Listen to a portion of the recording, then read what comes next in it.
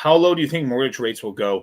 I think because mortgage rates right now, depending on if you have good, if you let's just say you have like your high 700s, right, or 800 on credit score, you're probably getting a 30-year mortgage for about 6.9%, 6.8%, 7.1. That's the range right there.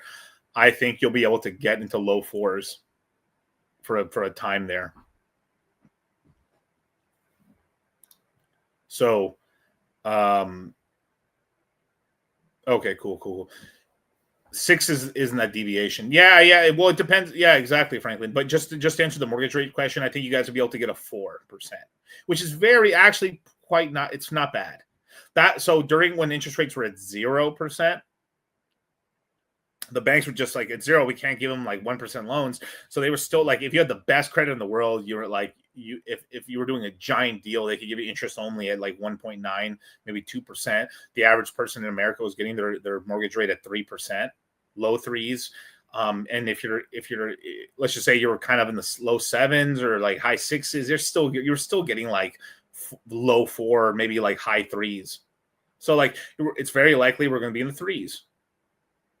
Or in the 4s, I'm sorry, in the 4s for interest rates, which is going to spur along a lot of sales. I do still think this puts downward pressure on the market, because you're about to have a lot of people who are house poor or house rich, cash poor, are going to start putting their property on the market because they now can move, and this is going to cause. I think it's going to cause a glut of a supply on the real estate market, which is going to have prices come down, but it'll be a better buyer's market, which is really cool because we're in a buyer's market right now, not a seller's market.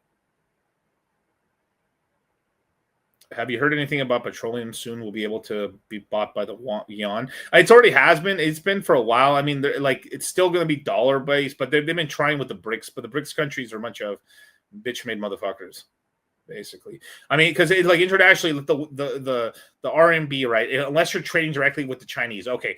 The only reason you would take it is because I'm already doing so. Like with someone like Brazil, as an example, Brazil trades a lot with China, right? So Brazil trades a lot with China. It makes sense if I'm Brazil. Okay, I'll take some RMB, but you have to buy my oil at a higher price, or I'm buying your oil at a cheaper price. Will you do that for me? All right, fine. I'll buy. It makes sense, and then you'll accept it for trade when I'm buying back from them anyway. So like that makes sense, but if you're trying to buy anything else, if you're trying to pay for expensive labor or certain materials and stuff, or certain like essentially like technologies, you're probably not buying it from China. You're going to be buying from other countries, or vice versa. Like the trading market's pretty crazy out here. Or sometimes you're buying from some other third party corporation, and they want dollars. So the thing is that Chinese currency is pretty weak internationally, unless you're going to specific buyers, basically.